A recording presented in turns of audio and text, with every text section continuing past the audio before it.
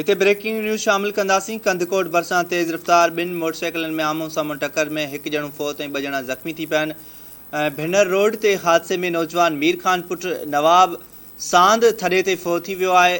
हादसे में सलीम सांद ऐं ख़मीसो सांद ज़ख़्मी थी पिया आहिनि, जिन खे इस्पताल मुंतक़िल कयो वियो आहे।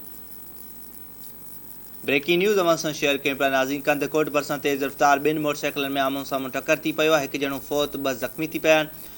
अवां खे आगाह कयूं पिया। भिनर रोड ते हादसे में नौजवान मीर खान पुट नवाब सांद थॾे ते फ़ौत थी वियो आहे। हादसे में सलीम सांद ऐं ख़मीसो सांद ज़ख़्मी थी पिया आहिनि, जिन खे इस्पताल मुंतक़िल कयो वियो आहे।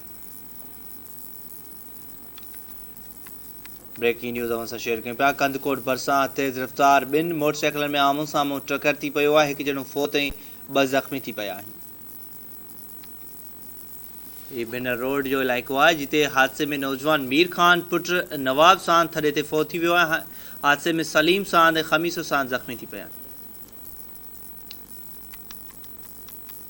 कंदकोट भरिसां तेज़ रफ़्तार ॿिनि मोटरसाइकिलनि में आम्हूं साम्हूं टक्कर थियो आहे। हिकु ॼणो फ़ौत ऐं 2 ज़ख़्मी थी पिया आहिनि। इन हवाले सां अपडेट मालूम कंदासीं। हफ़ीज़ मलिक असां सां टेलीफोन लाइन ते मौजूदु आहे। आगाह कजो हफ़ीज़, ही रोड हादसो पेश आयो आहे।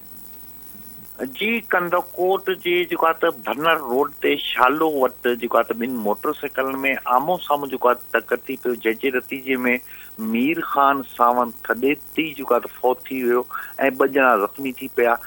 जिन खे फौरी तौर ते कंदकोट जे हिकिड़े निजी अस्पताल में आंदो वियो ऐं उतां खां 2 ॼणा जेके ज़ख़्मी हुआ उन्हनि खे जेको आहे त सखर अस्पताल इलाज लाइ जेको आहे त मुंतक़िल कयो।